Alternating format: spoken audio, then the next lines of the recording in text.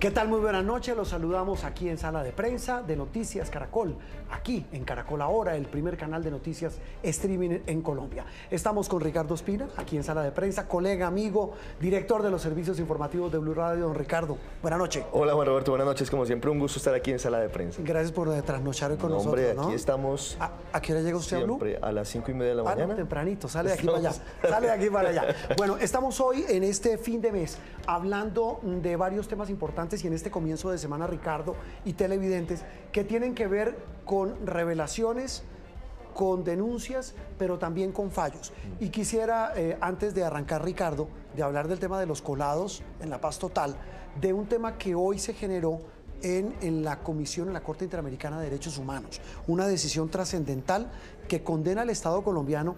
La frase a mí me ha retumbado y es la siguiente, dice: el Estado colombiano es responsable por el exterminio de líderes políticos y militantes en general del partido de izquierda Unión Patriótica. Más de 6.000 asesinatos durante los 80 y los 90, Juan Roberto, en un escenario que fue muy doloroso porque al final terminaron sumándose agentes del Estado, del Ejército, de la Policía, del DAS, con paramilitares y narcotraficantes para adelantar el exterminio de la Unión Patriótica, partido político que surge de los acuerdos de paz fallidos del expresidente Belisario Betancur, claro, con las FARC. Ese partido no era el brazo político de las FARC, pero era un partido que abría la posibilidad a líderes de izquierda para participar en política en ese acuerdo. Exactamente, surge de ese acuerdo y una parte del establecimiento lo asimila a ser integrante de las FARC, a ser el brazo político de las FARC. Y eso termina llevando a que dolorosamente se hubiera producido esta masacre pocas veces vista en la historia reciente en todo el mundo, de haber exterminado físicamente a un partido político. Por eso, después de 30 años de lucha de la corporación reiniciar, la Corte Interamericana de Derechos Humanos dicta hoy una sentencia muy dura contra el Estado colombiano. En la práctica, ¿esa sentencia qué implica, Ricardo? Implica que el Estado colombiano debe hacer un acto de reconocimiento, debe acompañar a las víctimas, hay una indemnización monetaria también importante para quienes han sido familiares de los asesinados durante esos dolorosos años, y tienen que además construirse un monumento. Todo esto acompañando a las víctimas de la Unión Patriótica. Además, ordena el restablecimiento de los derechos políticos de la UP. Que eso también es lo más importante. Pues muy bien, saludamos a esta hora. Usted habla de los familiares, Ricardo. Al familiar, al hijo de uno de esos líderes de la Unión Patriótica asesinados, me corregirá usted, doctor Iván Cepeda, su señor padre, Manuel Cepeda Vargas, fue asesinado en 1994. Me corrige usted, era parlamentario de la Unión Patriótica, y lo digo me corrige porque este es un tema apasionante de nuestra historia reciente. Muy buenas noches, doctor Iván, y gracias por estar con nosotros aquí en Sala de Prensa. Buenas noches, Juan Roberto y Ricardo. Efectivamente, mi padre es una de esas más de 6.000 personas víctimas que fueron asesinadas, desaparecidas, exiliadas durante este proceso de exterminio sistemático. Hoy lo ha dicho claramente la Corte Interamericana de Derechos Humanos contra el movimiento político Unión Patriótica, que intentó acabarlo, pero que no pudo conseguir ese objetivo. Y 30 años después de una intensa lucha jurídica, hoy es un tribunal internacional el que, de una manera concluyente, lo dice claramente, es el Estado colombiano el responsable de ese hecho. Sí. Senador Cepeda, fueron unos años supremamente dolorosos, 6.000 víctimas entre asesinatos, desapariciones, desplazamientos forzosos, exilio. Lo que hoy está viviendo la Unión Patriótica es que forma parte del gobierno. Años después lo que termina ocurriendo es que forman parte de la coalición de gobierno. ¿Qué falta por reparar? ¿Qué debe hacer en su concepto hoy el Estado colombiano, además de lo que dice la CIDH, para que haya un pleno resarcimiento a las víctimas? Nunca se devolverán las vidas de quienes fueron asesinados, pero ¿cómo cree usted que debe adelantarse esa reparación a las víctimas? Bueno, la Corte Interamericana ordena que se proceda de una manera integral. Primero, dejando firmemente establecida la verdad. Ya no se podrá decir nunca más en Colombia que lo de la Unión Patriótica fue merecido, justificado por ser una especie de apéndice de la guerrilla. Eso hoy ha quedado archivado en la historia. La Corte ha dicho claramente, este es un crimen de carácter político en el cual un Estado que se supone es democrático, pues intentó acabar con toda una formación política. Nada puede justificar ese hecho. En segundo lugar, hay unas reparaciones, hay un resarcimiento en materia de justicia. La Corte le da 2 meses al Estado colombiano para que ponga en orden las investigaciones y saque adelante los procesos que se han llevado a cabo por años sin tener un resultado y que están en la impunidad en su gran mayoría. Y por último, hay unas órdenes de carácter reparatorio, de carácter colectivo y también individual, no solamente para las familias de las víctimas, sino para el movimiento político como tal. Recuérdese que en una etapa se le quitó la personería jurídica a la UP, porque supuestamente por sustracción de materia ya no podía seguir en la arena política. Pues hoy la Corte Interamericana dice que la UP no podrá ser nuevamente ilegalizada utilizando semejante clase de argumentos. Así que son muchas las órdenes, mucho el trabajo por hacer todavía, y quiero rendir aquí un especial homenaje, si ustedes me lo permiten, a 2 mujeres, a la senadora Ida Bella, sobreviviente de este genocidio, presidenta de la Unión Patriótica, y a Jael Quiroga, quien es la directora de Reiniciar, la organización que agrupa a las víctimas y que han sacado adelante esta fabulosa sentencia.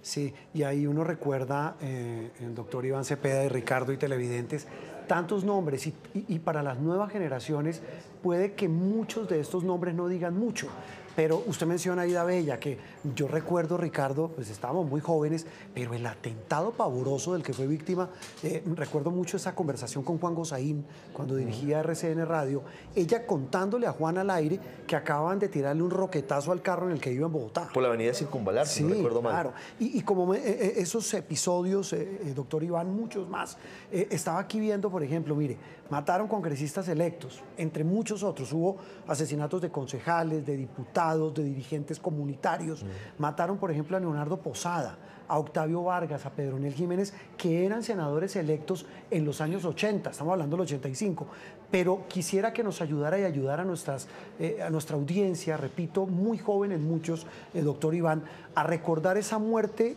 sistemática, se puede decir así, de candidatos presidenciales. Mataron, recuerdo, a Bernardo Jaramillo, a Jaime Pardo Leal primero, luego Bernardo Jaramillo, a su padre lo habían matado en el 85. Hagamos un recuento muy rápido de esos asesinatos. Pues fue una... Comenzaron, apenas surgió el movimiento, incluso antes de que se inaugurara o se presentara públicamente en el año 85, la Unión Patriótica, las personas que habían sido comisionadas para ir a determinados lugares del país ya fueron víctimas de atentados, es decir, quienes estaban realizando los trabajos preparatorios para presentar a la Unión Patriótica. Y ahí comenzó una cadena incesante de asesinatos. Todos los días, cada semana registrábamos uno tras otro el asesinato de un dirigente nacional, candidatos presidenciales, congresistas, dirigentes que tenían un gran renombre, como el caso de José Antequera, personas que habían tenido direcciones en los aparatos locales y regionales, militantes de la Unión Patriótica, testigos de los asesinatos contra los miembros de la Unión Patriótica, abogadas y abogados. En fin, un crimen llevaba a otro. Incluso en algunas partes, en momentos en que se llevaba a su última morada, en cementerios, a los líderes de la Unión Patriótica, se cometieron asesinatos en días en los que se estaba enterrando a otros líderes. Así que esto fue un baño de sangre que tiene episodios supremamente tristes y cruentos y que tiene que ser reconstruida esa historia como parte de la memoria para que las nuevas generaciones nunca olviden lo que no puede volver a pasar en nuestro país. Sí. Senador, el segundo punto que usted menciona de las órdenes de la Corte Interamericana de Derechos Humanos en el fallo histórico del día de hoy habla de un plazo de 2 meses al Estado colombiano para que organice los procesos que hay, que muchos de ellos están archivados, otros están dormidos en los anaqueles de la justicia, para que al final se sepa exactamente toda la verdad judicial de lo que pasó. ¿quiénes faltan hoy por responder ante la justicia por el genocidio de la Unión Patriótica? Bueno, muchos de los responsables materiales de estos hechos, pero fundamentalmente quienes han gozado de la mayor impunidad son los autores llamados intelectuales, quienes ordenaron los crímenes. Estos hechos, ya lo dice la Corte hoy, no son caóticos, no ocurrieron de una manera aislada, son parte de un plan. Es un asesinato, es unas desapariciones, unas persecuciones que tuvieron carácter sistemático. Y por lo tanto, quienes deben comparecer ahora ante la justicia, y en esto el llamado es al fiscal general de la Nación, especialmente aquel centro de poder, aquellos núcleos dirigentes que llevaron a cabo este plan macabro de exterminio. Estamos hablando con el senador Iván Cepeda y con Ricardo Ospina de un tema que hoy es noticia no solamente nacional, estaba viendo los registros de la prensa internacional, porque pues no todos los días se condena a un Estado por lo que ha pasado. Doctor Iván y Ricardo y televidente, les cambio el tema para hablar de otro muy actual, porque esa fue una de las noticias del día. La otra tiene que ver con yo las voy a llamar así, suspicacias, y quisiera conocer su opinión, doctor Iván, que han surgido en las últimas horas, versiones de prensa, lo vi en Revista Semana, ha salido también en otros medios de comunicación, sobre una maniobra que estaría quedando en evidencia de abogados avivatos, de narcos avivatos, como los hay en todo lado, que se quieren colar, como ha pasado en otros procesos de paz, para meterse en el proceso de paz total, en esta ola de paz total que plantea el gobierno del presidente Petro. ¿Qué sabe usted del tema, doctor Iván Cepeda? ¿Hasta dónde puede haber llegado esa avivatada, por llamarlo de alguna manera, y se esté convirtiendo en algo realmente preocupante? Pues yo creo que esto hay que prestarle la mayor atención. Hay apenas un artículo, entiendo, una investigación hecha por la revista Semana. En otros medios he podido escuchar y leer otras noticias relacionadas, pero esto hay que inmediatamente atenderlo. Así lo ha entendido bien el señor Alto Comisionado de Paz, quien ha pedido a la Fiscalía que investigue a fondo este asunto y que lo investigue desde sus dos aspectos. Primero, ¿quiénes son los que están ofreciendo esta clase de servicios, entre comillas, de meter a reconocidos narcotraficantes en un proceso de paz? ¿Quiénes están gestionando esta clase de supuestas posibilidades de convertirse en gestor de paz o de salir por el país a hacer cualquier clase de gestiones en medio de estos procesos? Pero por otra también quienes están pagando esos servicios. Y sea quien sea, lo dijo ayer el presidente de una manera supremamente clara, sea quien sea que esté involucrado en esto, obviamente, primero, pues no tiene ninguna autorización del gobierno, y segundo, estaría incurriendo en un delito. Y como delito que es, se debe investigar, y si hay motivación, pues hay que sancionar y perseguir esta clase de conductas. De hecho, el fiscal, el doctor Iván Cepeda y Ricardo, el fiscal general que estuvo reunido con el presidente hoy en Palacio, a la salida de ese encuentro con el mandatario, dijo lo que está mencionando el senador Cepeda: voy a investigar. Ahí está la imagen, la fotografía de ese encuentro que hubo hoy en la casa de Nariño. Y dijo: voy a investigar, voy a llamar a declarar, pero voy a llegar hasta el fondo. Es más, en la edición central de Noticias Caracol acabamos de contar, Ricardo y televidentes y doctor Iván, que la información que hay es que se está pagando de a $2 millones por entrar a ese paquete. Y ahí la gran pregunta que surge es si están utilizando los nombres de personas que tienen que ver con las decisiones sobre la paz total. Eso es lo más grave. O si incluso están siendo efectivos, porque estamos ante dos escenarios muy graves. Hoy en Mañanas Blue habló Juan Fernando Petro, sí, hermano del presidente Gustavo Petro, quien, recordemos, estuvo en el ojo del huracán el año pasado en plena campaña porque fue captado entrando a la cárcel La Picota, incluso en compañía del abogado Pedro Niño y del hoy comisionado de paz, Danilo Rueda. Me deja echar una cuñita, claro, que ahí fue cuando se nos vino el mundo encima aquí en Noticias Caracol, porque revelamos esa reunión en La Picota. Juan Fernando Petro, Juan Roberto dice que después de esas gestiones, él se retiró de todos esos escenarios porque supo que estaban cobrando a nombre suyo, sin que él supiera, incluso dinero por tener citas con él, cobrando 800 millones de pesos por una reunión con el hermano del presidente Petro, y él dijo, eso es absolutamente inaceptable. Pero hay varios nombres de personas que fueron muy cercanas al presidente Petro que hoy ya no están en el círculo cercano. Se habla de algunos nombres que no sé si están involucrados o no en la trama, pero que estaban cerca de la paz total y que luego dejaron de ser protagonistas. Pedro Niño, hoy lo defendió Juan Fernando Petro, es un abogado que estuvo en esas visitas iniciales, abogado de Kiko Gómez, entre otros, y ha sido mencionado en todo el episodio por la revista Semana. Entiendo que hoy es facilitador del tema. Doctor Iván, más allá de estas especulaciones, digamos, cuando hablamos de especulaciones son temas que las autoridades deberán determinar. Este tipo de circunstancias se presentan ¿por qué? Y se lo pregunto porque hablando con gente cercana al gobierno, es que si pasó lo que pasó, los líos que hubo, las polémicas que hubo en el gobierno de Juan Manuel Santos con un proceso de paz con un solo grupo, ¿usted se imagina esto con cuántos grupos es que estamos en ese proceso de acercamiento? Tal vez esa es como la nuez de esta discusión en la que estamos. Bueno, sí, en Colombia es usual, ustedes mismos lo han dicho, que cuando se abren posibilidades para resolver el conflicto armado o también situaciones de sometimiento a la justicia, aparezcan toda clase de avivatos buscando pescar en río revuelto.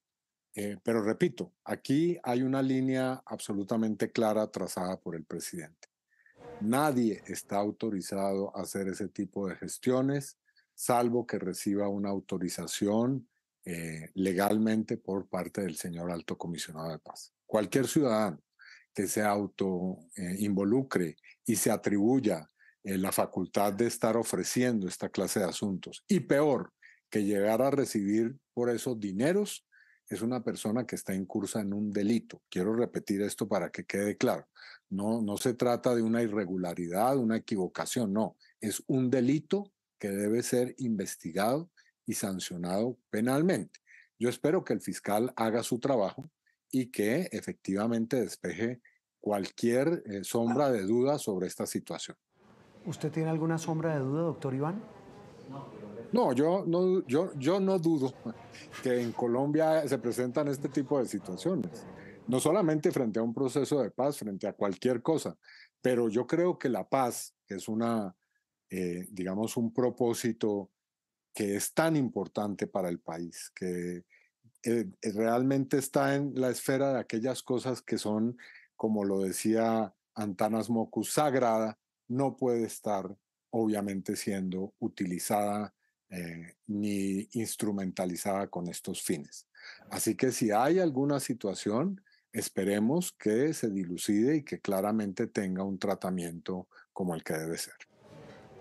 Usted mencionaba, Ricardo, al hermano del presidente Petro. Ustedes hablaron con él hoy, ¿no? Sí, le contaba a Juan Roberto. Hablamos hoy en Mañanas Blue con Juan Fernando Petro, el hermano del presidente Gustavo Petro. Escuchemos una parte de lo que dijo para mencionar un par de preguntas clave sobre ese tema, de algo que usted nos decía hace instantes. Esto dijo el hermano del jefe del Estado sobre este tema de hoy, la avivatada de algunos narcos para colarse en la paz total del presidente Petro. En ningún momento nosotros hemos recibido plata porque en ningún momento nos hemos reunido con ningún extraditado. Lo que te digo es lo siguiente. A mí me ha pasado que en todas partes donde viajo me he enterado de personas que utilizan mi nombre para hacer negociaciones, porque claro, soy el hermano del presidente. Además de eso, pagan plata por sacar citas conmigo, que es una cosa que me ha dejado, pues digo, todo eso me cansó y por eso fue que me retiré de todo esto. ¿Cómo así que pagaban desde 20 millones hasta 800 millones por sacar una cita conmigo? 800 millones por una cita con el hermano del presidente. Pero Ricardo, ya vuelvo con el senador Iván. Juan Fernando Petro sí estuvo en la picota y sí estuvo reunido con narcos extraditables en la época de campaña. Pues, digamos, estuvo reunido, según se supo en su momento, con alias Douglas, estuvo reunido con algunos capos. Douglas es el de la oficina de Envigado.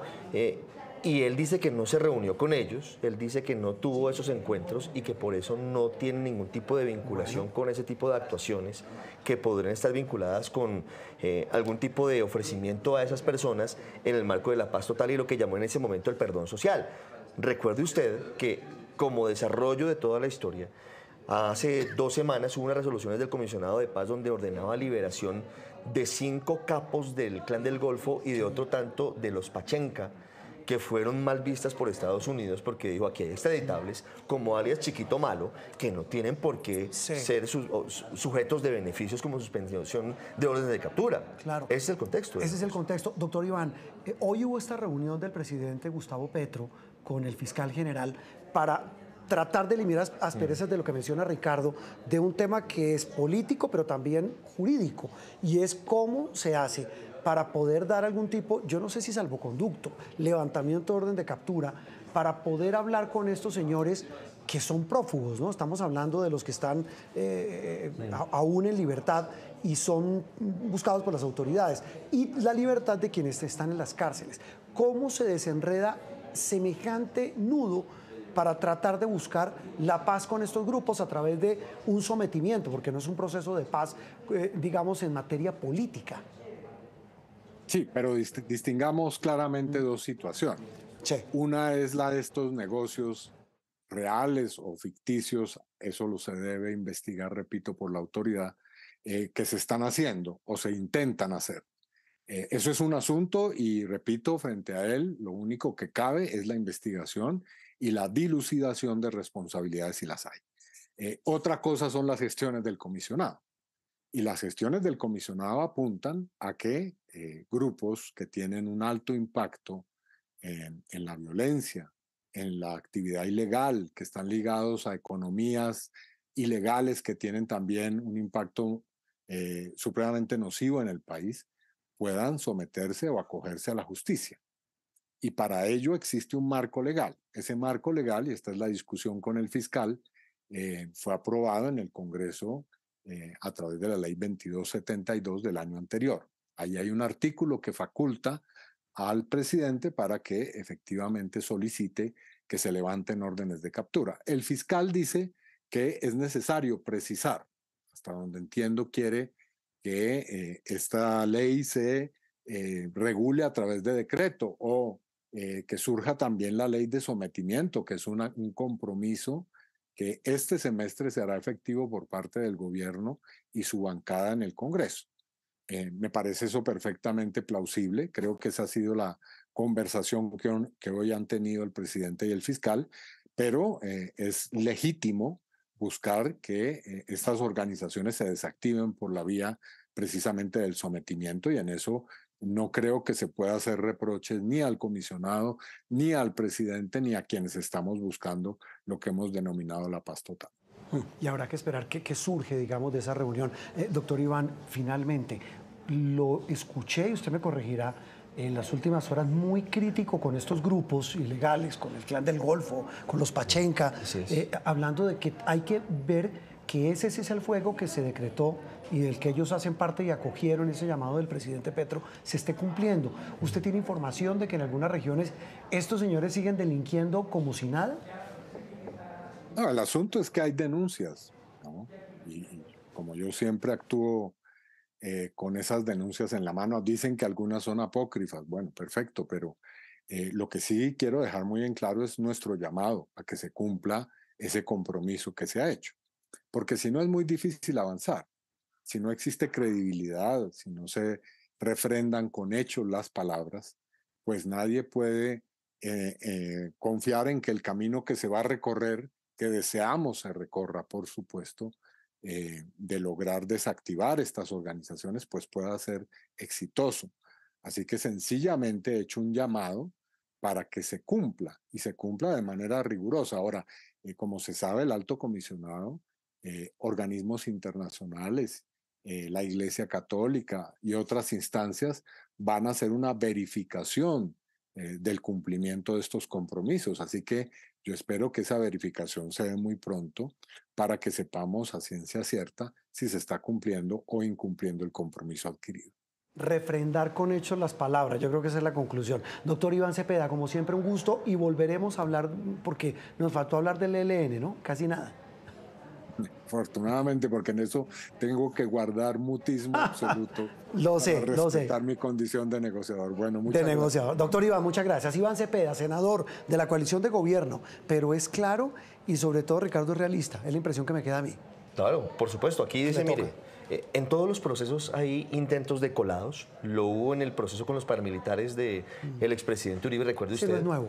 También en ese momento intentaron colarse, incluso pagaron franquicias, Arias Gordolindo y otros que terminaron siendo Intentaron no, se paramilitares. colaron. Claro que se colaron. Lo hicieron en el proceso de paz con las FARC también, en todos los escenarios. Aquí dice el senador Cepeda, es altamente probable que aquí esté pasando, hay que investigar y llegar al fondo.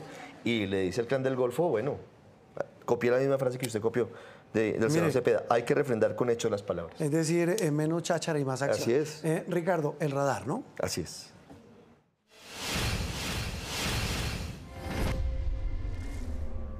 Hoy en el radar un tema que nos interesa a todos, particularmente porque toca el bolsillo. Todos estamos expectantes de lo que pueda pasar con la posibilidad de que bajen los precios, las tarifas de los servicios públicos, luego de que el presidente Gustavo Petro la semana pasada dice que va a asumir las funciones, él directamente, de las comisiones reguladoras de los servicios públicos, quiere decir, de agua, de gas y de energía eléctrica.